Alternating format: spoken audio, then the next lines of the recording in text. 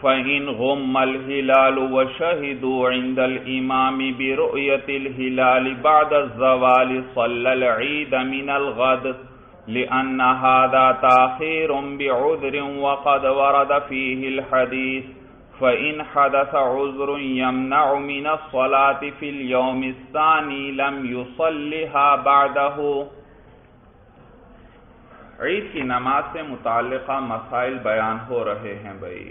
گزشتہ سبق میں آپ نے پڑھا تھا کہ عید کی نماز ہر اس شخص پر واجب ہے جس پر جمعے کی نماز واجب ہے بھائی، اور یہ بھی آپ نے پڑھا تھا کہ عید الفطر کے دن عیدگاہ کی طرف نکلنے سے پہلے جو ہے مستحب ہے کہ وہ نماز کے لیے جانے والا غسل کرے، مسواک کرے، خوشبو لگائے، اپنے بہترین کپڑے پہنے اور عیدگاہ کی طرف نکلنے سے پہلے کچھ کھا لے، یعنی کوئی میٹھی چیز کھا لے، کیونکہ حضور علیہ السلام عیدگاہ کی طرف نکلنے سے پہلے عید الفطر والے دن کوئی میٹھی چیز تناول فرماتے تھے، اور اسی طرح صدقہ فطر بھی اس سے پہلے ہی ادا کر دے۔ اور عیدگاہ کے اندر نوافل عید کی نماز سے پہلے پڑھنا مکروہ ہے، نیز یاد رکھیے اسی طرح عید کی نماز کے بعد بھی عیدگاہ کے اندر نوافل پڑھنا مکروہ ہے بھائی، جبکہ عید کی نماز سے پہلے عیدگاہ میں بھی پڑھنا مکروہ اور گھر پر بھی نوافل پڑھنا مکروہ، اور عید کی نماز کے بعد عیدگاہ میں پڑھنا تو مکروہ لیکن گھر پر پڑھنا جائز ہے بھائی، گھر پر۔ اور پھر یہ بھی آپ نے پڑھا کہ عید کی نماز کا وقت جو ہے سورج جب کچھ بلند ہو جائے اس وقت سے لے کر زوال کے وقت تک ہے بھائی، اور عید کی نماز کا طریقہ بھی مفصل بیان ہوا تھا کہ عید کی نماز کا طریقہ کیا ہے کہ ابتدا کے اندر امام تکبیر تحریمہ کہے گا، اس کے بعد ثنا پڑھی جائے گی، پھر اس کے بعد 3 زائد تکبیرات آئیں گی، اور ہر 2 تکبیروں کے درمیان کم از کم 3 مرتبہ سبحان اللہ کہنے کی مقدار فصل ہونا چاہیے، اور پھر تیسری تکبیر کے بعد ہاتھ باندھ لے، جبکہ اس سے پہلے تکبیرات کے بعد ہاتھ نہیں باندھنے بلکہ کھلے چھوڑ دینے، لیکن تیسری تکبیر جب کہہ دے تو پھر ہاتھ باندھ لے گا بھائی، کیونکہ اب امام قرات کرے گا، اور اس کے بعد دوسری رکعت کے اندر رکوع سے پہلے 3 تکبیرات کہی جائیں گی، اور ان 3 تکبیرات کے درمیان بھی ہاتھوں کو نہیں باندھنا بلکہ ہاتھوں کو لٹکا دینا ہے، حتیٰ کہ تیسری تکبیر کے بعد بھی ہاتھوں کو کھلا چھوڑنا ہے، باندھنا نہیں، اور چوتھی تکبیر کہتے ہوئے کس میں چلے جائیں گے؟ رکوع میں چلے جائیں گے بھائی۔ اب بتلا رہے ہیں آگے فَإِنْ غُمَّ الْهِلَالُ وَشَهِدُوا عِنْدَ الْإِمَامِ بِرُؤْيَةِ الْهِلَالِ بَعْدَ الزَّوَالِ صَلَّى الْعِيدَ مِنَ الْغَدِ۔ غمہ کے معنی ہوتے ہیں ڈھانپ لینا، ڈھانپنا، چھپا لینا۔ فَإِنْ غُمَّ الْهِلَالُ اگر چاند ڈھانپ لیا جائے، یعنی چاند پوشیدہ رہے، دکھائی نہ دے، معنی کیا ہوا؟ چاند بادل وغیرہ یا کسی وجہ سے چاند پوشیدہ رہے، دکھائی نہ دے، تو عربی میں کہتے ہیں غُمَّ الْهِلَالُ بھائی، چاند دکھائی نہ دیا۔ فَإِنْ غُمَّ الْهِلَالُ پس اگر چاند دکھائی نہ دے، وَشَهِدُوا عِنْدَ الْإِمَامِ بِرُؤْيَةِ الْهِلَالِ بَعْدَ الزَّوَالِ اور گواہی دیں لوگ بھائی امام کے پاس، یعنی امام کے سامنے گواہی دیں بِرُؤْيَةِ الْهِلَالِ چاند دیکھنے کی، بعد الزَّوَالِ زوال کے بعد، تو صلی العید من الغد تو عید کی نماز پڑھے من الغد اگلے روز بھائی۔ جب کب گواہی آئی؟ زوال کے بعد گواہی آئی، انہوں نے کہا کہ ہم نے کل شام کو چاند دیکھا تھا، تو اب زوال کے بعد گواہی آئی ہے، اور زوال کے بعد تو عید کی نماز کا وقت نکل چکا ہے، تو اگلے دن جو ہے صبح پھر عید کی نماز پڑھی جائے گی۔ دلیل ذکر کر رہے ہیں، کہتے ہیں لِأَنَّ هَذَا تَأْخِيرٌ بِعُذْرٍ، اس لیے کیونکہ یہ تاخیر عذر کی وجہ سے ہے۔ کس کی وجہ سے ہے؟ عذر کی وجہ سے ہے، لوگوں نے چاند دیکھنے کی کوشش کی تھی لیکن دکھائی ہی نہیں دیا تھا، اس وجہ سے رہ گئی۔ وَقَدْ وَرَدَ فِيهِ الْحَدِيثُ اور تحقیق اس کے بارے میں حدیث وارد ہوئی ہے، جیسے کہ گزشتہ سبق میں آیا تھا کہ حضور علیہ السلام کے پاس کچھ لوگوں نے آ کر چاند دیکھنے کی گواہی دی، تو آپ نے اگلے روز عید کی نماز کے لیے نکلنے کا حکم دیا، کیونکہ گواہی کس کے بعد آئی تھی؟ زوال کے بعد آئی تھی۔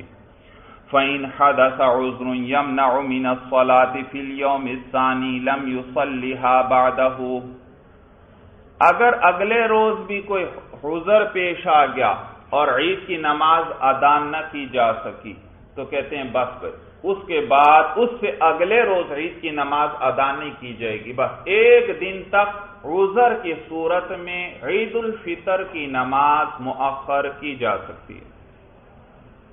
مسئلہ سمجھ میں آیا بھائی؟ عید الفطر کی نماز کسی عذر کی وجہ سے ایک دن تک مؤخر کی جا سکتی ہے، جیسے ایک عذر بیان ہو گیا، مثلا چاند دکھائی نہیں دیا تھا اور گواہی کس وقت آئی؟ زوال کے بعد آئی، تو پھر اگلے دن اس کو عید کی نماز پڑھیں گے۔ لیکن اگر اگلے دن بھی کوئی عذر پیش آ گیا، مثلا بڑی تیز بارش ہو رہی ہے، کوئی آ ہی نہیں سکا نماز کے لیے، تو پھر اس سے اگلے روز عید کی نماز نہیں ادا کی جائے گی، بس ایک دن تک مؤخر کرنا جائز ہے بھائی، مؤخر۔ اور یہ بھی یاد رکھیے اگر عذر نہ ہو، بغیر عذر کے تو اگلے دن بھی پھر جائز نہ رہے گی بھائی، سمجھ میں آیا؟ ہاں، پھر صرف وہ عید والے دن ہی نماز ادا کرنا جائز ہوگا، اور بغیر عذر کے اگر چھوڑ دیتے ہیں تو اگلے دن بھی پھر مؤخر کرنے کی اجازت نہیں، پھر ادا نہیں کی جائے گی۔ یہی بات بیان کر رہے ہیں، کہتے ہیں فَإِنْ حَدَثَ عُذْرٌ يَمْنَعُ مِنَ الصَّلَاةِ فِي الْيَوْمِ الثَّانِي، پس اگر پیش آ گیا کوئی ایسا عذر جو روک دیتا ہے نماز سے، فِي الْيَوْمِ الثَّانِي دوسرے دن، لَمْ يُصَلِّهَا بَعْدَهُ تو اس کے بعد اس کو نہیں پڑھیں گے، یعنی تیسرے دن نہیں پڑھیں گے، لِأَنَّ الْأَصْلَ فِيهَا أَنْ لَا تُقْضَى كَالْجُمْعَةِ، کہتے ہیں اس لیے کیونکہ اصل تو اس کے اندر یہ ہے کہ اس کی قضا ہونی ہی نہیں چاہیے، جیسے جمعہ ہے، جمعے کی قضا جیسے نہیں ہوتی، تو اصل تو یہ ہے کہ عید کی نماز کی قضا سرے سے ہونی نہیں چاہیے، دوسرے دن بھی نہیں ہونی چاہیے، قیاس یہ تقاضا کرتا ہے، دوسرے دن بھی نہیں ہونی چاہیے، الا انا ترکناہ بالحدیث، مگر ہم نے اس اصل کو چھوڑ دیا حدیث کی وجہ سے۔ سمجھ میں آیا بھائی؟ تو احناف جو ہے وہ ہمیشہ حدیث پر عمل کرتے ہیں اور حدیث کو ترجیح دیتے ہیں قیاس پر، چاہے کمزور اور ضعیف حدیث ہی کیوں نہ ہو بھائی، تو وہاں پر پھر قیاس کو ترک کر دیا جاتا ہے اور حدیث پر عمل کیا جاتا ہے۔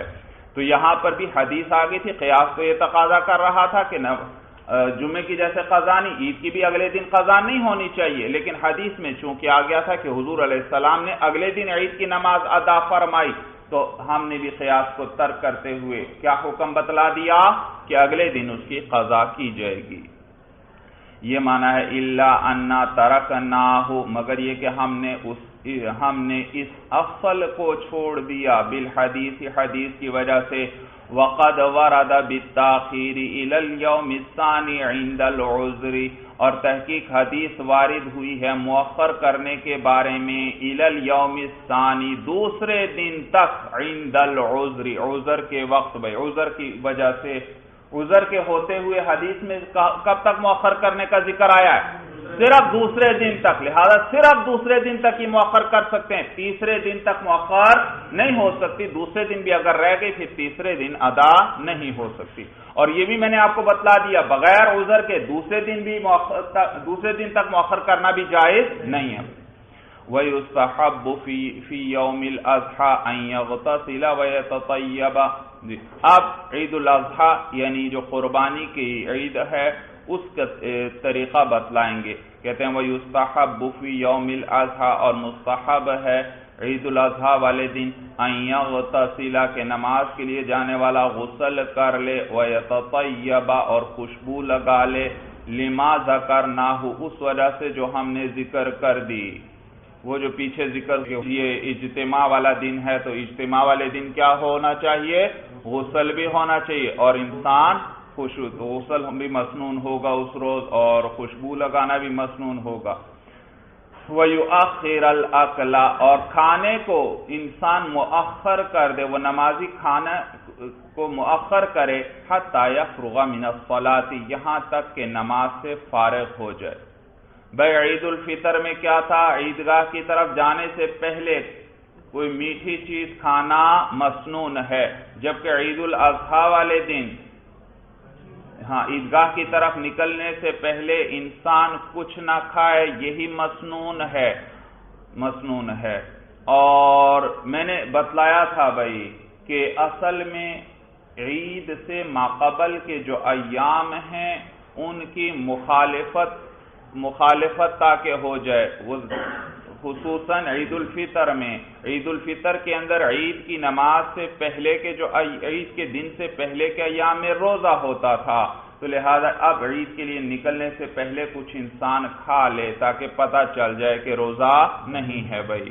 اور جبکہ عید الاضحیٰ میں چونکہ ماقبل میں روزہ نہیں، تو لہذا اب یہاں مخالفت کس طرح کر لے، کچھ نہ کھائے، بلکہ عید کی نماز کے بعد اگر جلدی قربانی ہو جاتی ہے تو پھر قربانی کے گوشت کے ساتھ کیا کرے، کھانے کا آغاز کرے، اور یہی مسنون طریقہ ہے۔ اور یہ بھی میں نے آپ کو بتلایا تھا کہ اگر قربانی کے گوشت میں بہت زیادہ تاخیر ہوتی ہے تو پھر اتنا مؤخر نہ کرے انسان بھائی، یہ مناسب نہیں، کیونکہ یہ تو ورنہ پھر عید کے دن روزے جیسی کیفیت بن جائے گی، اور حالانکہ ان ایام میں تو روزہ رکھنا حرام ہے بھائی۔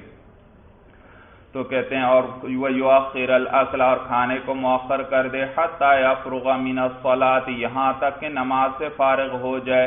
لما روی ان النبی صلی اللہ علیہ وسلم کان لا یطعم فی یوم النحر حتی یرجع فیأکل من اضحیتہ، اس لیے بوجہ اس حدیث کو جس کو روایت کیا گیا ہے کہ نبی کریم صلی اللہ علیہ وسلم وہ کچھ تناول نہیں فرماتے تھے یوم النحر والے دن، قربانی والے دن، حتی یرجع، یہاں تک کہ آپ واپس آ جاتے یعنی عید کی نماز سے، فَيَأْكُلَ مِنْ أُضْحِيَّتِهِ، تو کھاتے تھے اپنی قربانی میں سے، یعنی اس کا گوشت تناول فرماتے۔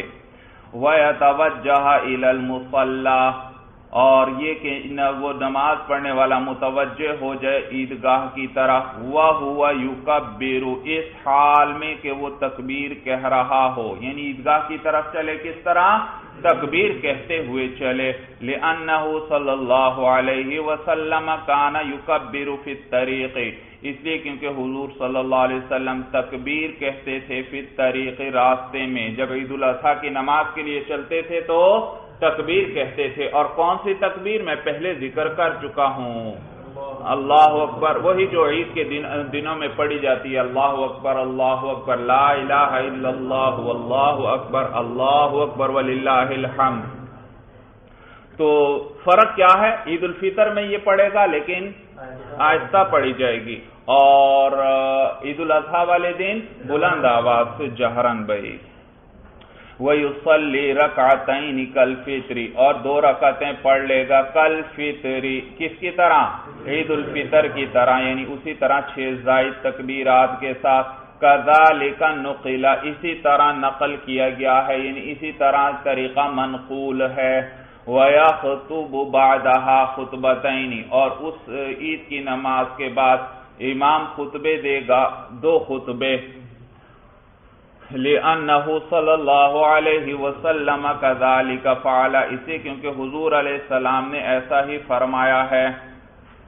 وَيُعَلِّمُ النَّاسَ فِيهِمَا الْأُضْحِيَّةَ وَتَكْبِيرَ التَّشْرِيقِ، اور اس میں امام سکھائے بھائی، ان خطبوں میں ان لوگوں کو سکھائے الاضحیۃ قربانی، وتکبیر التشریق، اور تکبیرات تشریق کے بارے میں لوگوں کو اور ان کے احکام بتلائے، قربانی کے اور تکبیرات تشریق کے۔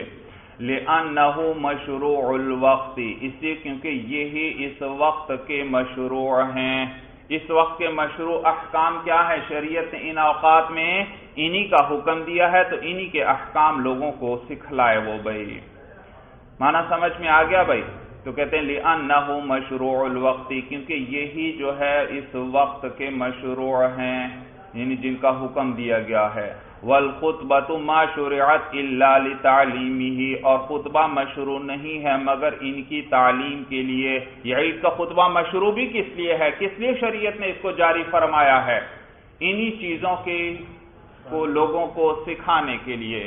عید الفطر کے بعد خطبے دیے جاتے ہیں، اس میں لوگوں کو صدقہ فطر کے احکام بتلانا مقصود ہیں، اور یہاں پر خطبے ہیں اور اس میں لوگوں کو قربانی اور تکبیرات تشریق کے احکام بتلانا مقصود ہیں۔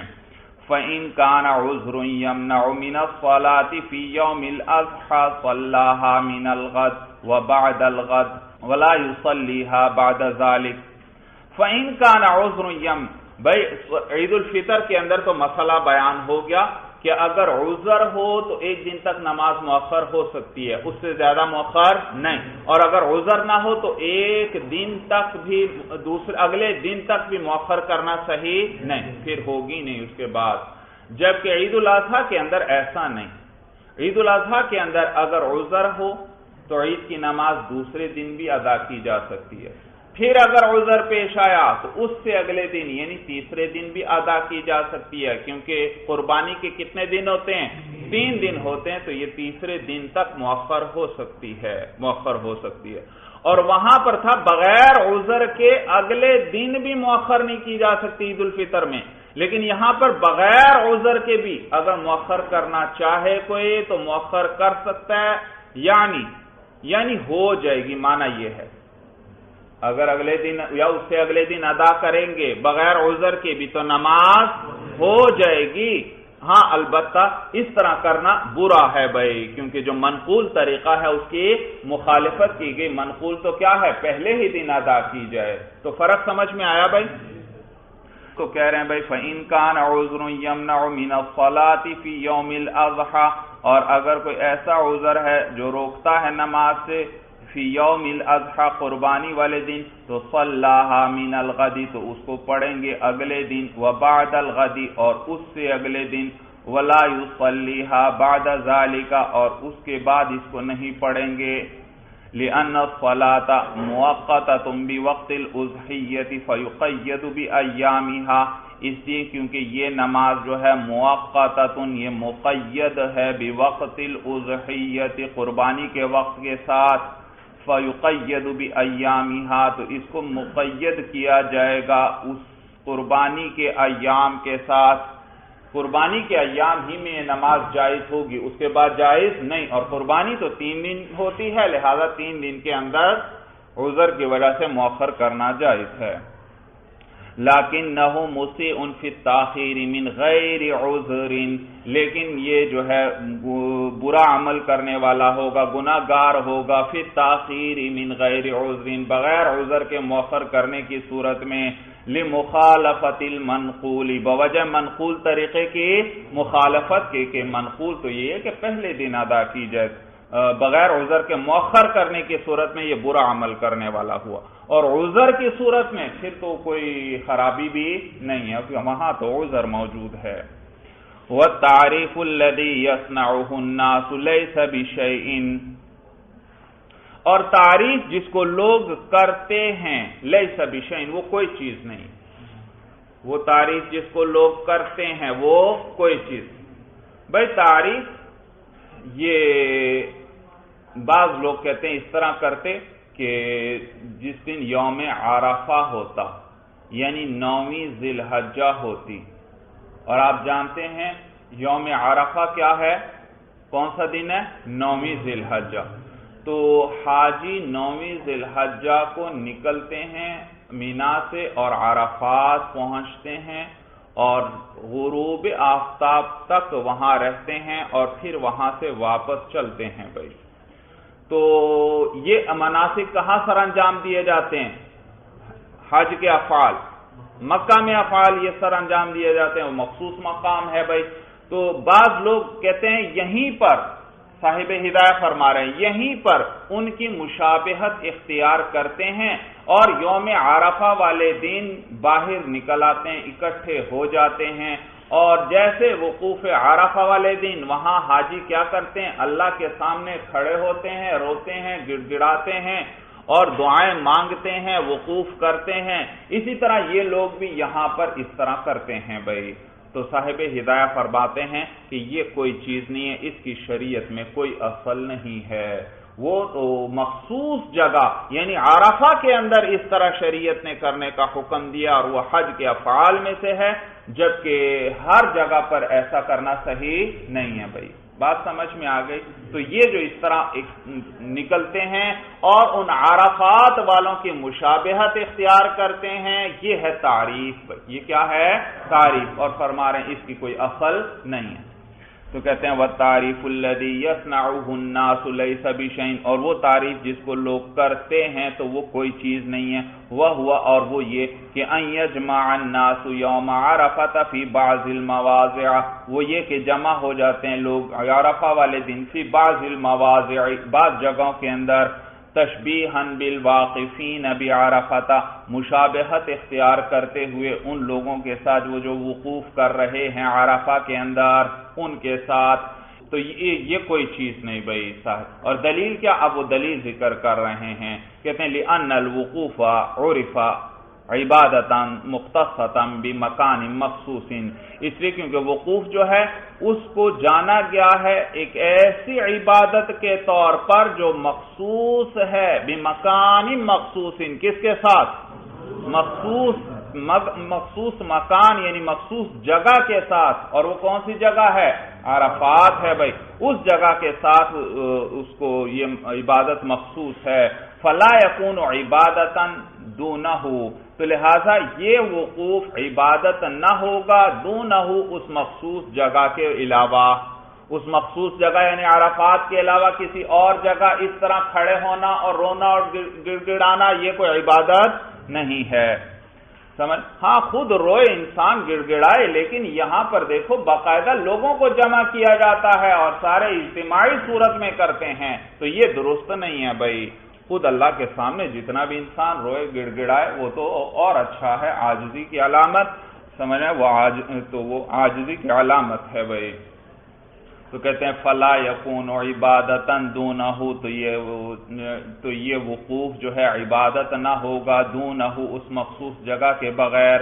کسائر المناسک، جیسے کہ باقی کے مناسک حج جو ہیں، مناسک وہ افعال حج بھائی، تو جیسے کہ باقی کے مناسک حج ہیں وہ جیسے وہیں پر اپنے مخصوص جگہوں پر ادا کیے جاتے ہیں، کسی اور جگہ اس طرح کرنا عبادت نہیں. تو وہ اب جیسے اپنی جگہوں کے ساتھ مخصوص، تو یہ وقوف بھی اپنی جگہ یعنی عرفات کے ساتھ مخصوص ہے. دوسری جگہ ایسا کیا جائے تو یہ عبادت نہیں ہے بھائی.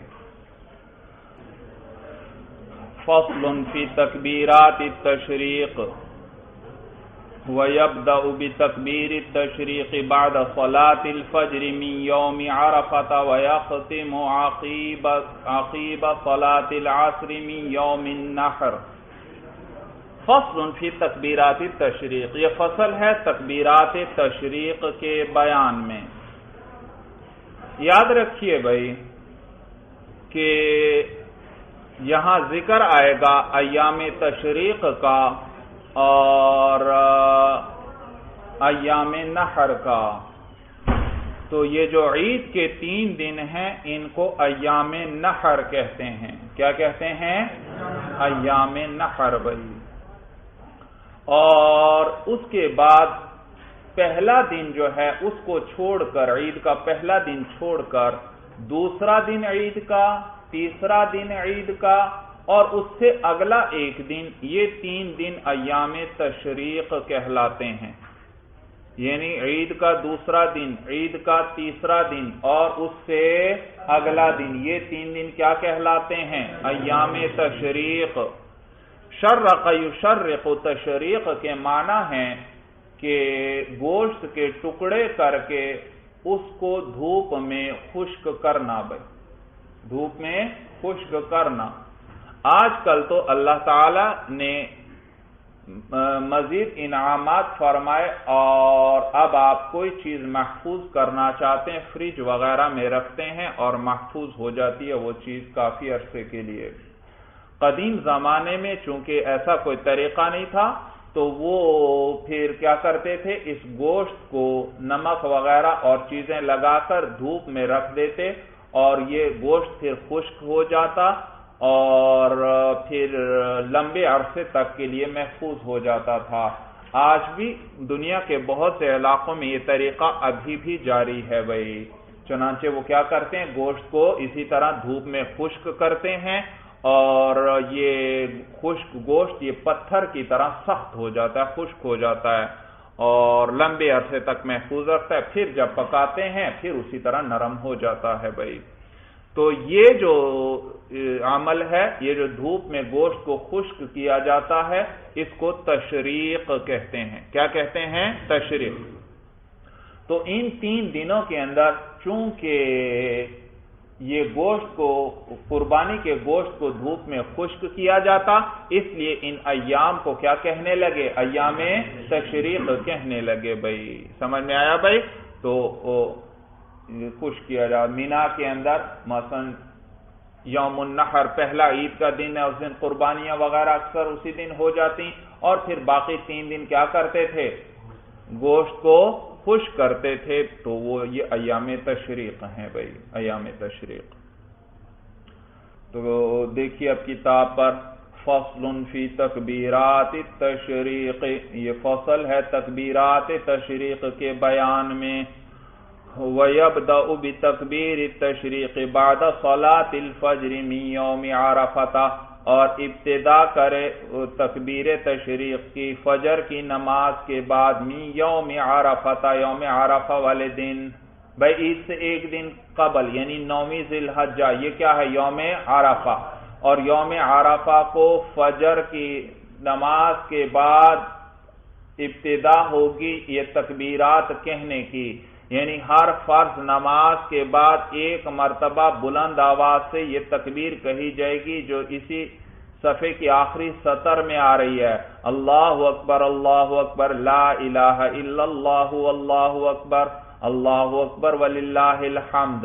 یہ تکبیر بھائی کس وقت شروع کریں گے؟ 9ویں ذی الحجہ یعنی یوم عرفہ کو فجر کی نماز کے بعد۔ وَيَخْتِمُ عَقِيبَ صَلَاةِ الْعَصْرِ مِنْ يَوْمِ النَّحْرِ، اور ختم کرے ان کو عصر کی نماز کے بعد یوم النحر والے دن۔ یوم النحر جو پہلا دن ہے قربانی کا، اس کو کیا کہتے ہیں؟ یوم النحر بھائی۔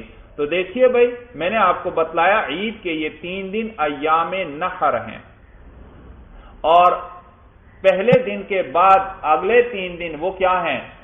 ایام تشریق ہیں۔ تو معلوم ہوا پہلا دن وہ صرف یوم النحر ہے، وہ کیا ہے؟ یوم النحر۔ اور آخری دن صرف کیا ہے؟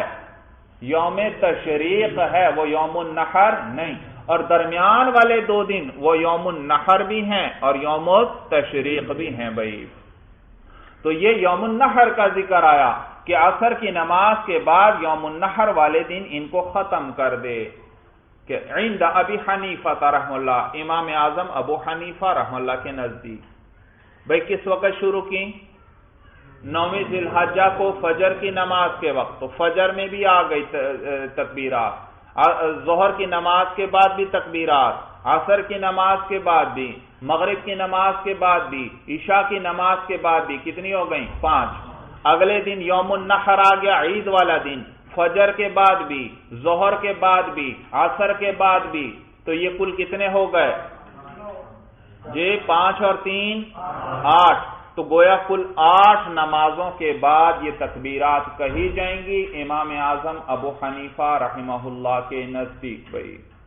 وقالا، اور صاحبین فرماتے ہیں یختب عقیب صلاۃ العصر من آخر ایام التشریق، کہ ختم کرے ان تکبیرات تشریق کو عصر کی نماز کے بعد ایام تشریق کے آخر میں، یعنی آخری یوم تشریق جو ہے اس کے عصر تک پڑے۔ اور آخری یوم تشریق کون سا ہے؟ عید سے اگلا دن، اور کب تک پڑے اس میں؟ عصر تک۔ تو ان کے نزدیک دیکھیے یوم عرفہ والے دن کی 5 نمازیں بھی آ گئیں، اگلا یوم النحر آیا، اس کی 5 نمازیں بھی آ گئیں، 10 ہو گئیں۔ اگلا دن یوم تشریق بھی ہے اور یوم النحر بھی ہے، اس کی بھی 5 نمازیں آ گئیں، 15۔ اس سے اگلا دن بھی یوم النحر بھی ہے اور یوم التشریق بھی ہے، کتنی ہو گئیں؟ 20 ہو گئیں۔ اور اس سے اگلا دن صرف آخری یوم تشریق ہے، اس میں فجر، ظہر اور عصر میں کتنی نمازیں ہو گئیں؟ 23۔ تو امام صاحب کے نزدیک صرف 8 نمازوں میں یہ تکبیرات پڑھی جائیں گی ان کے بعد، اور صاحبین کے نزدیک 23 نمازوں کے بعد پڑھی جائیں گی بھائی. یہ معنی ہے وقال یختم عقیب صلاۃ العصر من آخر ایام التشریق، اور صاحبین فرماتے ہیں کہ ختم کرے ان کو عصر کی نماز کے بعد ایام تشریق کے آخر میں. والمسألۃ مختلفۃ بین الصحابۃ، اور یہ مسئلہ مختلف فی ہے، یعنی اس میں اختلاف کیا گیا ہے. تو یہ مسئلہ مختلف ہے بین الصحابۃ، صحابہ رضی اللہ تعالی عنہم کے درمیان. بھائی صحابہ کے دور سے یہ اختلاف چلا آ رہا ہے. فَأَخَذَا، دیکھو تثنیہ کا صیغہ آ گیا، تو ان دونوں نے لیا. کن دونوں نے؟ صاحبین نے لیا. بقول علی رضی اللہ تعالی عنہ، حضرت علی رضی اللہ تعالی عنہ کے قول کو، اخذم بالاکثری، اکثر کو لیتے ہوئے، کیونکہ امام صاحب کے قول کے مطابق کتنی ہیں؟ 8، اور ان کے نزدیک 23 نماز، تو اکثر کو لیتے ہوئے. اذ هو الاحتیاط فی العبادات، اس لیے کیونکہ یہی احتیاط ہے عبادات کے اندر. احتیاط کس میں کہ 8 پر عمل کریں یا 23 پر؟ 23 پر عمل کریں تو وہ 8 بھی اس کے اندر آ جائیں گی بھائی. وَأَخَذَ بِقَوْلِ ابْنِ مَسْعُودٍ رضی اللہ تعالی عنہ اخذا بالاقل، اور امام ابو حنیفہ رحمہ اللہ نے حضرت عبداللہ ابن مسعود رضی اللہ تعالی عنہ کے قول کو لیا اخذا بالاقل، اقل کے صورت کو، اقل والے قول کو لیتے ہوئے. لِأَنَّ الْجَهْرَ بِالتَّكْبِيرِ بِدْعَةٌ، اس لیے کیونکہ تکبیر میں جہر کرنا بدعت، یہ کیا ہے؟ بدعت یعنی نئی چیز ہے، کیونکہ عام ایام میں ایسا نہیں کیا جاتا. تو عام ایام کے مقابلے میں یہ کیا ہے؟ ایک نئی چیز ہے جو ان ایام میں ہوتی ہے.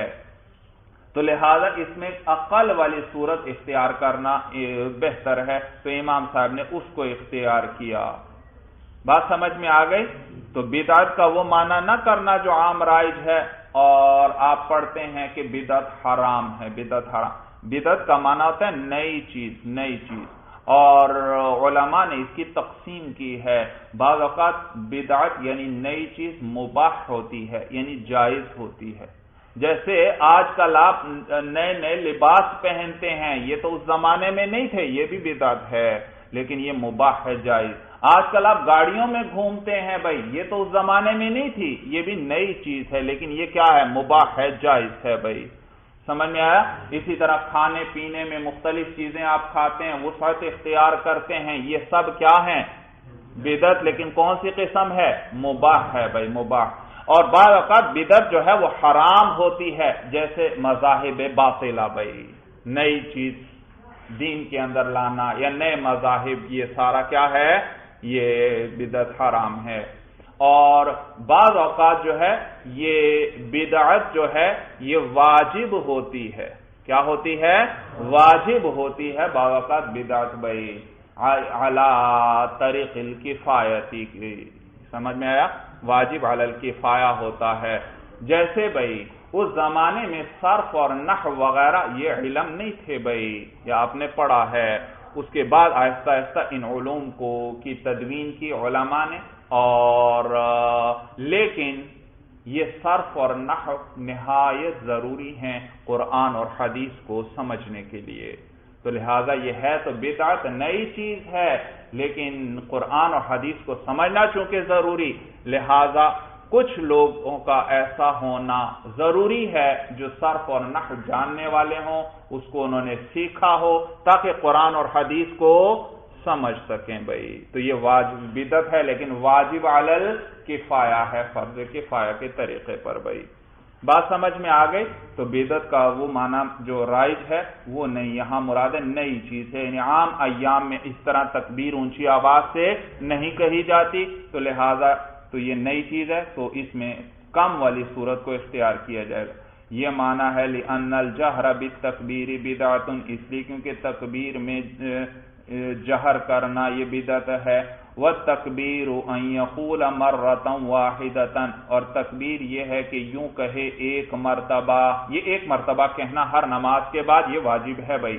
یوں کہے اللہ اکبر اللہ اکبر لا الہ الا اللہ واللہ اکبر اللہ اکبر وللہ الحمد ھذا هو المأثور عن الخلیل صلوات اللہ علیہ، یہی منقول ہے حضرت ابراہیم خلیل اللہ علیہ الصلاۃ والسلام سے بھائی، یہی منقول ہے کہ حضرت ابراہیم علیہ السلام سے بھائی، تو یہ تکبیر کہی جائے گی بھائی۔ اور یاد رکھیے یہ اوپر مسئلہ ذکر ہوا، امام صاحب کے نزدیک 8 نمازوں کے بعد ہے صرف، اور صاحبین کے نزدیک 23 نمازوں کے بعد ہے، اس میں فتویٰ صاحبین کے قول پر ہے بھائی، لہذا 23 نمازوں کے بعد تکبیرات کہی جائیں گی، یہ کہنا واجب، اور اس قول کو اختیار کیا گیا کیونکہ اس میں احتیاط ہے۔ وَهُوَ عَقِيبُ الصَّلَوَاتِ الْمَفْرُوضَاتِ عَلَى الْمُقِيمِينَ فِي الْأَمْصَارِ فِي الْجَمَاعَاتِ الْمُسْتَحَبَّةِ عِنْدَ أَبِي حَنِيفَةَ رحمہ اللہ، اور یہ تکبیرات جو ہیں یہ فرض نمازوں کے بعد ہوں گی۔ عقیب الصلوات المفروضات، کن نمازوں کے بعد؟ فرض نمازوں کے بعد ہوں گی، لہذا واجب نمازیں نکل گئیں، سنت و نوافل وغیرہ اس سے نکل گئے، اور کس پر ہوں گی؟ علی المقیمین فی الامصار، وہ جو مقیم ہیں فی الامصار شہروں کے اندر، لہذا دیہات والے نکل گئے اور مسافر بھی نکل گئے۔ فی الجماعات المستحبتی، اور جماعتوں کے اندر بھی، یعنی جب انسان کس کے ساتھ نماز پڑھے؟ جماعت کے ساتھ نماز پڑھے تو منفرد نکل گیا۔ اور المستحبتی، اور وہ جماعتیں جو مستحب ہوں، لہذا صرف اکیلی عورتیں اگر جماعت کرواتی ہیں تو وہ اس سے نکل گئیں، کیونکہ وہ جماعت تو مکروہ ہے، آپ پڑھ چکے ہیں بھائی۔ قیودات کا فائدہ پتہ چل گیا جی۔ اور عند ابی حنیفہ رحمہ اللہ، اور یہ امام صاحب کے نزدیک ہے بھائی، تو نمازیں ہوں، اور نمازیں بھی کون سی؟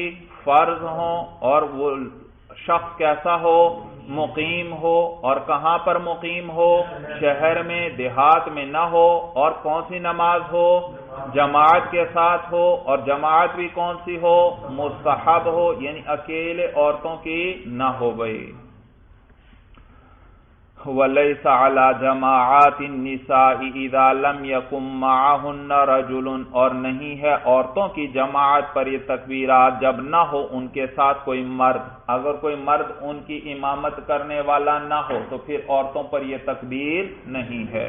وَلَا عَلَى جَمَاعَةِ الْمُسَافِرِينَ، اور مسافروں کی جماعت پر بھی یہ نہیں ہے، إِذَا لَمْ يَكُنْ مَعَهُمْ مُقِيمٌ، جب ان کے ساتھ کوئی مقیم نہ ہو بھائی۔ ہاں اگر عورتوں کی امامت کوئی مرد کر رہا ہے یا مسافروں کی امامت کوئی مقیم کر رہا ہے تو امام پر تکبیرات واجب ہیں، تو امام کے تابع ہونے کی وجہ سے باقی جو عورتیں یا مسافر ہیں ان پر بھی یہ تکبیرات واجب ہوں گی۔ وقال، یہ تو امام صاحب کا قول تھا۔ وقال، صاحبین فرماتے ہیں هو علی کل من صلی المکتوبۃ، یہ تکبیر جو ہے ہر اس شخص پر ہے جو فرض نماز پڑھے، ہر اس شخص پر ہے جو کیا کرے؟ فرض نماز پڑھے۔ لأنہ تبع للمکتوبہ، کیونکہ یہ فرض نماز کے تابع ہیں، یہ تکبیرات کس کے تابع ہیں؟ فرض نماز کے تابع ہیں، لہذا ہر فرض نماز پڑھنے والا ان تکبیرات کو کہے گا بھائی۔ اور یاد رکھیے اس میں بھی فتویٰ صاحبین کے قول پر ہے، لہذا کوئی شہر میں ہو چاہے دیہات میں ہو تو ان سب پر تکبیرات واجب، چاہے جماعت کے ساتھ نماز پڑھیں اور چاہے اکیلے نماز پڑھیں۔ ہاں عورتوں اور مسافروں پر نہیں ہے، ہاں اگر ان کا امام کوئی ہے اس پر واجب ہے تو اس کے تابع ہونے کی وجہ سے ان پر بھی کیا ہو جائے گی؟ یہ تکبیرات واجب ہو جائیں گی۔ مسئلہ سمجھ میں آ گیا؟ وَلَهُ مَا رَوَيْنَا مِن قَبْلُ، اور امام صاحب کی دلیل وہ حدیث ہے جس کو ہم نے روایت کر دیا اس سے پہلے، جس کو ہم نے کیا کیا تھا؟ اس سے پہلے روایت کیا تھا بھئی۔ یہ حدیث آئی تھی باب صلاۃ الجمعہ کے شروع میں حدیث آئی تھی بھئی، لقوله علیہ السلام لا جمعۃ ولا تشریق ولا فطر ولا اضحى الا فی مصر جامع. حضور علیہ السلام فرماتے ہیں جمعہ بھی نہیں ہے، ولا تشریق اور تکبیرات تشریق بھی نہیں ہیں، ولا فطر اور عید الفطر کی نماز بھی نہیں ہے، ولا اضحیٰ اور عید الاضحیٰ کی نماز بھی نہیں ہے، الا فی مصر جامع مگر کس کے اندر؟ مصر جامع میں. تو دیکھو اس حدیث سے کیا معلوم ہوا کہ تکبیرات تشریق صرف کس میں ہوں گی؟ مصر جامع میں ہوں گی بھائی. تو یہ ان کی دلیل ہے. اور اس حدیث میں کیا آیا تھا؟ تشریق کا لفظ، اس کا بھی معنی بیان کریں گے صاحب ہدایہ. تو کہتے ہیں وَلَهُ مَا رَوَيْنَا مِن قَبْلُ، اور امام صاحب کی دلیل وہ حدیث ہے جس کو ہم نے اس سے پہلے روایت کیا. وَالتَّشْرِيقُ هُوَ الْجَهْرُ بِالتَّكْبِيرِ، اور تشریق جو ہے وہ تکبیر اونچی آواز سے کہنا ہے. تشریق کا معنی بتلا رہے ہیں بھائی. تشریق کا کیا معنی؟ اونچی آواز سے تکبیر کہنا، یعنی تکبیر میں جہر کرنا، جہری تکبیر کہنا. یہ کیا ہے؟ تشریق. بھائی ایک معنی میں نے بیان کیا تشریق کا، وہ کیا تھا؟ گوشت کے ٹکڑوں کو دھوپ میں خشک کرنا، وہ بھی تشریق کا معنی. اور اسی طرح تشریق کا ایک معنی ہے بلند آواز سے تکبیر کہنا، اس کو بھی کیا کہتے ہیں؟ تشریق. اور اسی طرح یاد رکھیے عید کے دن کو بھی کیا کہتے ہیں؟ تشریق کہتے ہیں. بعض احادیث میں عید کے لیے کیا لفظ آیا ہے؟ تشریق کا لفظ آیا ہے. تو آپ جانتے ہیں ایک لفظ کے کئی کئی معانی آتے ہیں. تو یہاں جو حدیث کے اندر تشریق کا لفظ آیا ولا تشریق، اس کا معنی بیان کر رہے ہیں صاحب ہدایہ کہ اس سے کیا مراد ہے؟ ولا تشریق کیا معنی؟ اونچی آواز سے تکبیر نہیں ہے. تو یہی بیان کریں وَالتَّشْرِيقُ هُوَ الْجَهْرُ بِالتَّكْبِيرِ، وہ جہر ہے کرنا ہے تکبیر میں.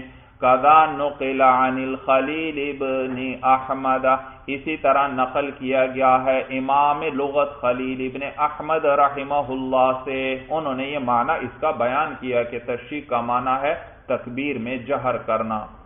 وَلِأَنَّ الْجَهْرَ بِالتَّكْبِيرِ خِلَافُ السُّنَّةِ. تو پہلی نقلی دلیل ذکر کر دی امام صاحب کی دلیل، ایک وہ حدیث ہے.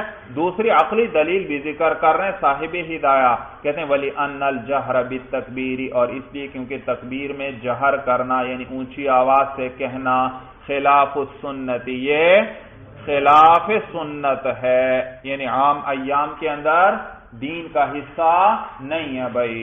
وَالشَّرْعُ وَرَدَ بِهِ عِنْدَ اسْتِجْمَاعِ هَذِهِ الشَّرَائِطِ، اور شریعت وارد ہوئی ہے ان جہری تکبیروں کے ساتھ عند استجماع هذه الشرائط، ان شرائط کے جمع ہونے کے وقت میں. بھائی شریعت وارد ہوئی ہے کہ جہری تکبیرات کہی جائیں گی، لیکن کس وقت؟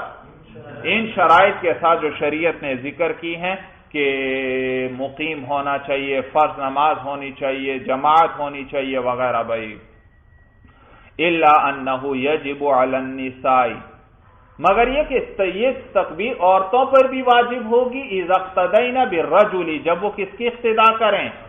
آدمی کسی مرد کی اقتدا کریں. وعلی المسافرین، اور یہ تکبیر مسافروں پر بھی واجب ہوگی عند اقتدائهم بالمقیم، اور جبکہ یہ اقتدا کریں کسی مقیم کی بطریق التبعیتی. تو یہ جو عورتوں اور مسافروں پر واجب ہوگی بطریق التبعیتی، تابع ہونے کے طریقے پر، کیونکہ یہ کیا ہے؟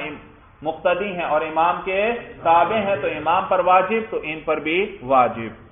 قال یعقوب رحمہ اللہ صلیت بهم المغرب یوم عرفۃ فسہوت ان اکبر فکبر ابو حنیفۃ رحمہ اللہ دل ان الامام وان ترک التکبیر لا یترکہ المقتدی.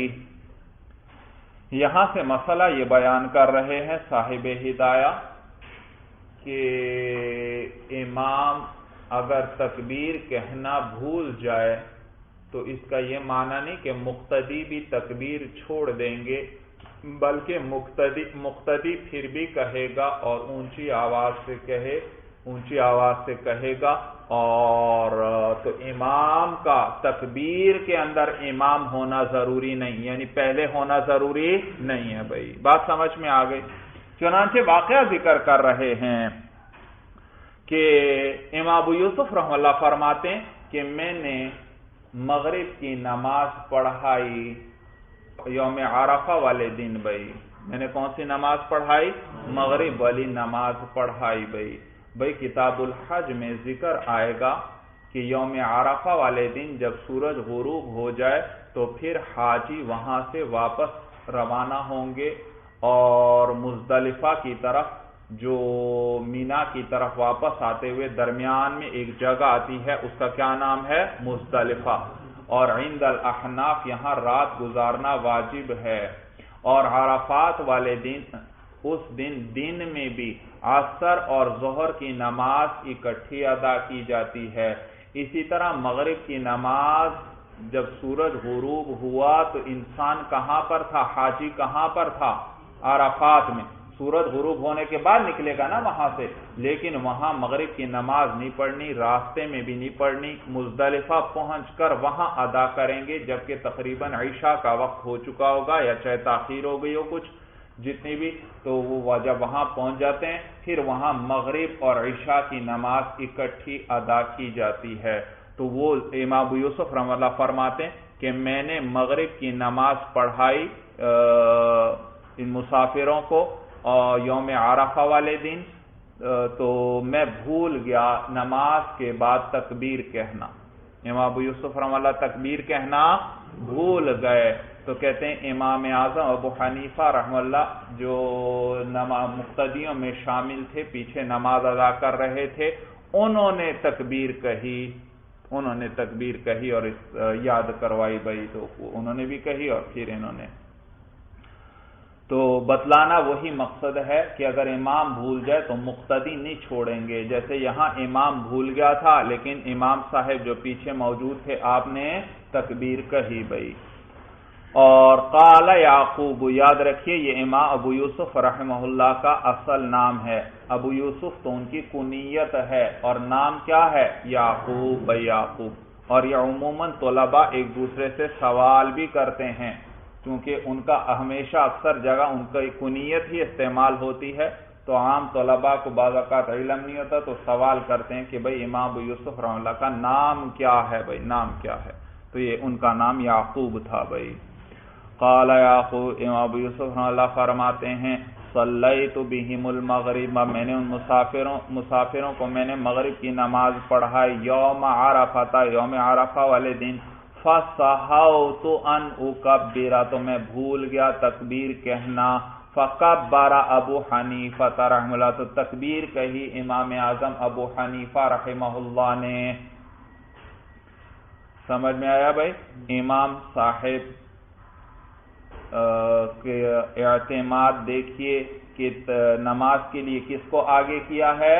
امام ابو یوسف رحمہ اللہ کو آگے کیا بھائی امام. اور شاگرد کو دیکھیے کتنی ہیبت استاد کی ان کے دل پر تھی کہ تکبیر کہنا ہی بھول گئے.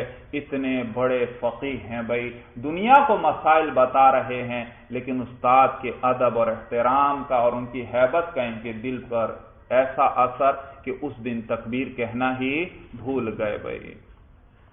یہ تھے ہمارے ائمہ بھائی.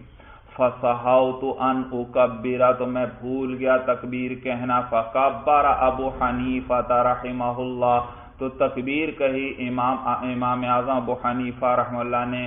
دل، یہ بات دلالت کرتی ہے، یہ واقعہ دلالت کرتا ہے کہ ان الامام وان ترک التکبیر، کہ امام جو ہے اگرچہ وہ چھوڑ دے تکبیر کو یعنی بھول جائے، لا یترکہ المقتدی، تو مقتدی اس کو نہیں چھوڑے گا.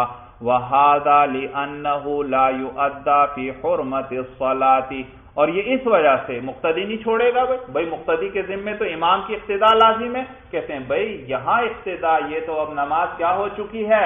ختم ہو چکی ہے، نماز کا احرام ختم ہو چکا ہے، اس کے بعد تکبیر کہی جا رہی ہے. لہذا اس تکبیر کے اندر امام کا ہونا ضروری نہیں کہ وہ پہلے کہے اور باقی اس کے بعد کہیں. وَهَذَا، اور یہ اس وجہ سے لِأَنَّهُ لَا يُؤَدَّى فِي حُرْمَةِ الصَّلَاةِ، کیونکہ یہ تکبیر جو ہے حرمت صلاۃ میں یعنی نماز کے احرام کے اندر ادا نہیں کی جاتی. فلم یکن الامام فیہ حتما، تو اس کے اندر امام کا ہونا یہ لازمی نہیں ہے، وانما هو مستحب، اور یہ تو مستحب ہے، یعنی اس میں امام کا ہونا مستحب ہے کہ امام کہے اور ساتھ ہی پھر باقی پیچھے والے بھی کہیں بھائی۔ تکبیرات تشریق کے بارے میں ایک بات یاد رکھیے کہ اگر نماز کے بعد بھول گیا کہنا کوئی شخص اور کسی اور کام وغیرہ میں مشغول ہو گیا تو بس بھائی پھر اس کے بعد وہ جو ہے پھر نہیں پڑھی جائے گی بھائی، سمجھ میں؟ اس کا محل نماز کے بعد تھا، وہ محل نکل گیا ہے بھائی، وہ محل نکل گیا ہے، محل نکل گیا۔ جی ایک مرتبہ پڑھنا واجب ہے بھائی، ایک مرتبہ۔ اور جو عورتیں پڑھیں گی مثلا امام کے تابع ہونے کی وجہ سے عورتوں پر بھی تکبیر واجب ہوگی، تو یاد رکھیے مرد تو اونچی آواز سے پڑھتے ہیں لیکن عورتیں آہستہ آواز سے پڑھیں گی بھائی، آہستہ آواز سے۔ جی یہاں تک عید کی نماز کے مسائل مکمل ہوئے بھائی۔ آگے دیکھیے بھائی، باب صلاۃ الکسوف، یہ باب ہے کسوف کی نماز کے بیان میں۔ یاد رکھیے یہاں دو لفظ آئیں گے، ایک ہے کسوف کاف کے ساتھ اور ایک ہے خسوف خا کے ساتھ۔ کسوف کہتے ہیں کاف کے ساتھ یہ سورج گرہن کو، اور خسوف جو خا کے ساتھ ہے وہ کہتے ہیں چاند گرہن کو بھائی۔ آپ جانتے ہیں، مشاہدہ کیا ہوگا کہ بعض اوقات سورج کو گرہن لگ جاتا ہے اور اسی طرح بعض اوقات چاند کو گرہن لگ جاتا ہے، اور علم فلکیات میں آپ جا کر پڑھیں گے بھائی کہ یہ سورج گرہن اس طرح لگتا اس وجہ سے ہوتا ہے کہ زمین جو ہے وہ سورج کے گرد گھوم رہی ہے، سال بھر میں ایک چکر لگاتی ہے، اور اس کی وجہ سے یہ مختلف قسم کے موسم بنتے ہیں، سردی، گرمی، بہار اور خزاں۔ گرمی اس زمانے میں ہوتی ہے جب ہم سورج کے ذرا قریب ہوتے ہیں، سردی اس زمانے میں ہوتی ہے جب ہم سورج سے ذرا دور ہوتے ہیں، تو وہ سردی کا زمانہ ہوتا ہے۔ اور جبکہ چاند جو ہے وہ زمین کے گرد چکر لگاتا ہے، تو زمین سورج کے گرد گھومتی جا رہی ہے اور چاند اس کے گرد گھومتا جا رہا ہے، اور یہ چاند جو ہے یہ تقریباً ایک ماہ کے اندر اپنا چکر پورا کرتا ہے، تو اس سے وہ ہم چاند کے جو مہینے ہیں ان کا حساب لگاتے ہیں۔ اور یہ چاند چکر لگاتے لگاتے کبھی ایسا ہوتا ہے کہ زمین اور سورج کے عین درمیان میں آ جاتا ہے، عین درمیان، تو اب چاند کا سایہ زمین پر پڑتا ہے، یہ ہے سورج گرہن۔ چاند کا سایہ زمین پر پڑ رہا ہے اور سورج چاند کے دوسری طرف ہو گیا، تو سورج کی بھی وہ چمک دمک نہیں رہتی، اس کی چمک دمک میں کمی آ جاتی ہے، اور جتنا زیادہ گرہن ہوتا ہے اتنی ہی چمک میں کمی آ جاتی ہے، حتیٰ کہ بعض مقامات پر پورا سورج بالکل سیاہ ہو جاتا ہے بھائی۔ سمجھ میں آیا بھائی؟ اور دوسرا ہے خسوف بھائی۔ خسوف جو ہے وہ پہلے تو چاند کا سایہ کس پر پڑا تھا؟ زمین پر، تو کیا بنا؟ تو یہ حالت سورج گرہن کہلاتا۔ اب اس کا عکس کریں، چاند دوسری طرف آیا گھومتے ہوئے، زمین کا سایہ اب چاند پر پڑ رہا ہے، تو چاند گھومتے ہوئے زمین اور سورج کے درمیان آیا تو کس پر سایہ پڑا؟ زمین پر۔ اور یہی چاند گھومتے ہوئے دوسری طرف، اگر جب سورج ایک طرف ہے تو زمین کا سایہ دوسری طرف ہے، اس سایے کے اندر اگر چاند گزرے اس میں آ جائے تو اس کو کیا کہتے ہیں؟ چاند گرہن کہتے ہیں بھائی۔ تو یہ باب صلاۃ الکسوف، یہ باب ہے سورج گرہن کی نماز کے بیان میں۔ قال صاحب قدوری فرماتے ہیں، اذن کسفت الشمس، جب سورج کو گرہن لگ جائے، صلی الامام بالناس رکعتین، تو پڑھائے امام لوگوں کو 2 رکعتیں، کہیئۃ النافلۃ، نفلوں کی، جیسے کہ نفلوں کی ہیئت ہوتی ہے، نفلوں کی صورت میں کیا کرے امام؟ 2 رکعتیں لوگوں کو پڑھائے بھائی، نفلوں کی صورت میں یعنی جیسے نفلوں کے لیے اذان اور اقامت نہیں ہوتی، اسی طرح اس نماز کے لیے بھی اذان اور اقامت نہیں ہوگی بھائی، نہیں ہوگی۔ اور اگر لوگوں کو جمع کرنا مقصود ہو تو الصلاۃ جامعۃ کہہ کر لوگوں کو اکٹھا کر لیا جائے گا بھائی، اذان نہیں ہے اس کے اندر۔ فی کل رکعۃ رکوع واحد، اور اس نماز میں ہر رکعت کے اندر ایک رکوع ہوگا۔ وقال الشافعی رحمہ اللہ رکوعان، اور امام شافعی رحمہ اللہ کیا فرماتے ہیں، اس میں 2 رکوع ہیں ہر رکعت میں۔ لہو، امام شافعی رحمہ اللہ کی دلیل جو ہے وہ حدیث ہے روت عائشہ رضی اللہ تعالی عنہا، جس کو ام المؤمنین حضرت عائشہ رضی اللہ تعالی عنہا روایت کرتی ہیں بھائی۔ وہ اس روایت کے اندر کتنے رکوع ذکر فرماتی ہیں؟ 2 رکوع ذکر فرماتی ہیں۔ ولنا روایت ابن عمر، اچھا یاد رکھیے بھائی، یہ ابن عمر لکھا ہے کتاب کے اندر بھائی، ابن عمر، لیکن علماء لکھتے ہیں کہ اس سلسلے میں حضرت عبداللہ ابن عمر رضی اللہ تعالیٰ عنہ سے روایت نہیں ہے، بلکہ یہ شاید کسی لکھنے والے کی غلطی ہے، کتابت کی غلطی ہوئی ہے۔ یہ روایت ہے حضرت عبداللہ ابن عامر ابن العاص رضی اللہ تعالیٰ عنہ، تو یہ عمر نہیں عامر ہے، اور عامر کے آخر میں کیا لکھتے ہیں؟ حالت رفعی اور حالت جری میں واو لکھتے ہیں، تو اور یہ محل اشتباہ بھی ہے، دیکھیے آگے والحال، حال کا واو بھی آ رہا تھا، تو شاید اس وجہ سے کاتب نے سمجھا ہوگا، کسی نقل کرنے والے نے، کہ شاید یہ ایک واو غلطی سے لکھا گیا، اس نے ایک واو کو ختم کر دیا، اور وہ یہی نسخہ بعد میں پھیل گیا، اسی طرح نقل ہوتا چلا آیا۔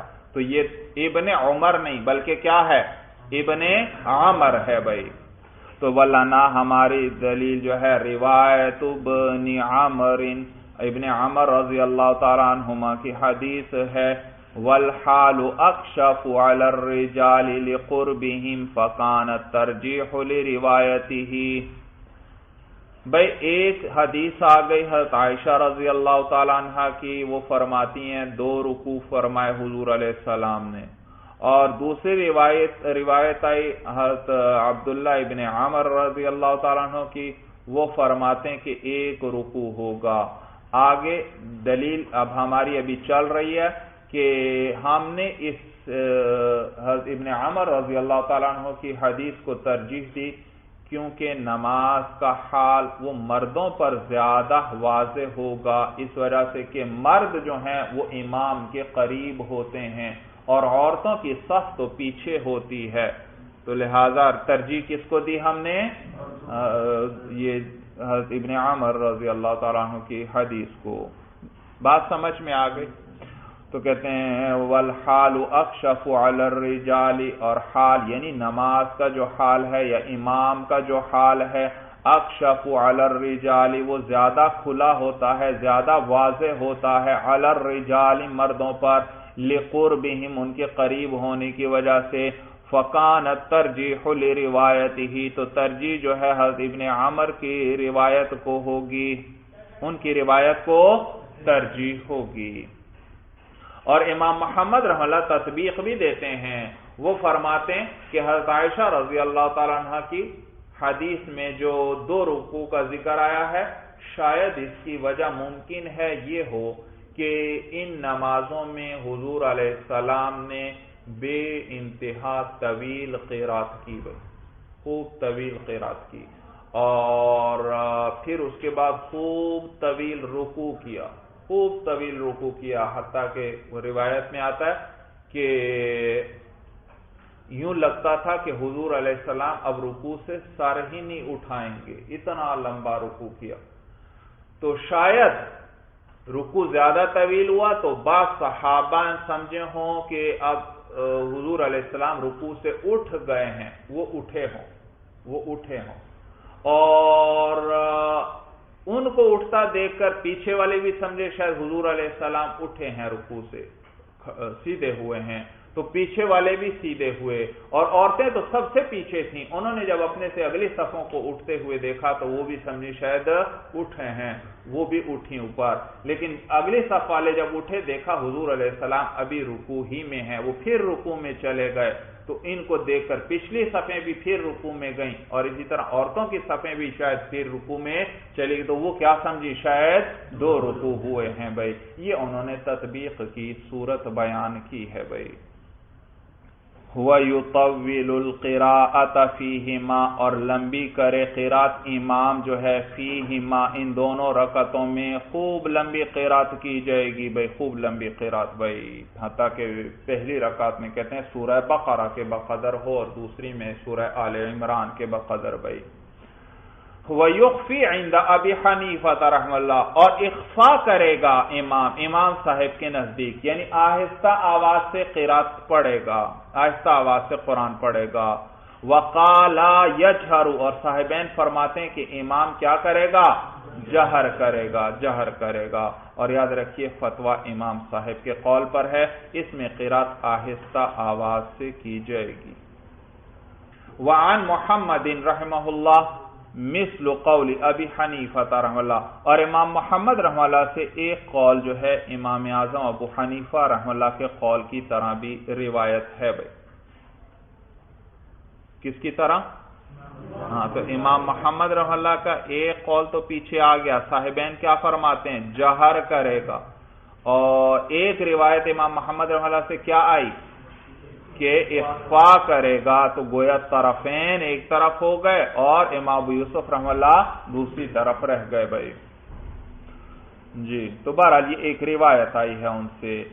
اما تطویل فی القراءۃ، اور باقی قرات کے اندر تطویل یعنی قرات کو جو لمبا کرنا ہے، فبیان الافضل، تو یہ افضل ہونے کا بیان ہے، یہ جو قدوری میں اوپر آیا متن میں وَيُطَوِّلُ الْقِرَاءَةَ فِيهِمَا، ان 2 رکعتوں میں کیا کرے گا امام؟ لمبی قرات کرے گا۔ صاحب ہدایہ فرما رہے ہیں یہ افضل ہونے کا بیان ہے، افضل یہ ہے لمبی قرات کرے۔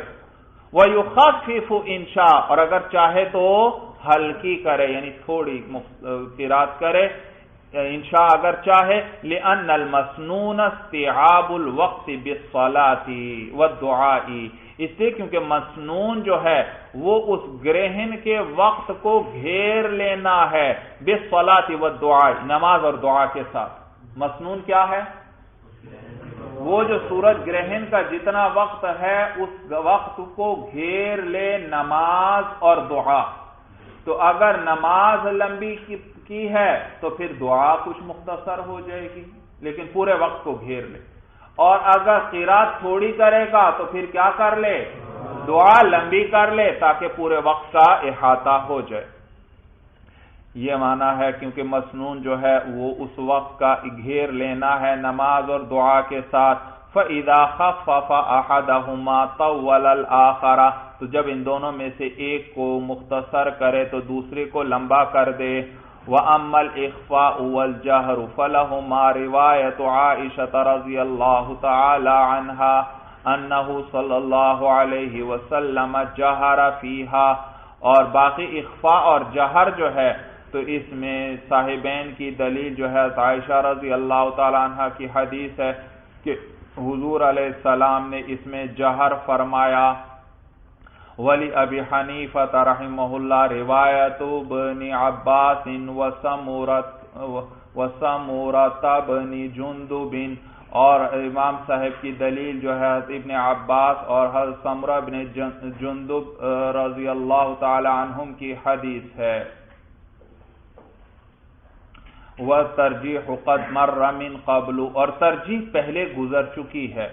ترجیح کیا ہے؟ پہلے وجہ ہم نے ذکر کر دی تھی کہ نماز کا معاملہ کس کے لیے زیادہ واضح ہے؟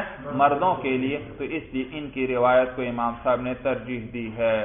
آگے صاحب ہدایہ فرماتے ہیں کیفَ وَإِنَّهَا صَلَاةُ النَّهَارِ، اور کیسے جہر ہوگا، کیسے جہر؟ امام صاحب کیا فرماتے ہیں؟ اخفا کرے، قرات آہستہ کرے، اور دلیل کیا ہے؟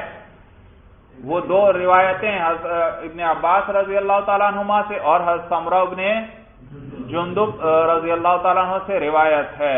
آگے صاحب ہدایہ فرماتے ہیں اور کیسے یعنی کیسے یوں کہہ لیں کیسے اخفا نہیں ہوگا یا یوں کہیں کیسے جہر ہوگا جو بھی آپ بنا کیفا کیسے اخفا نہیں ہوگا. وَإِنَّهَا صَلَاةُ النَّهَارِ اور یہ تو کون سی نماز ہے دن کی نماز ہے. وَهِيَ عَجْمَاءُ اور دن کی نماز تو گونگی ہوتی ہے یعنی اس میں تو اونچی آواز سے قرات نہیں ہوتی جیسے ظہر اور عصر ہیں بھائی.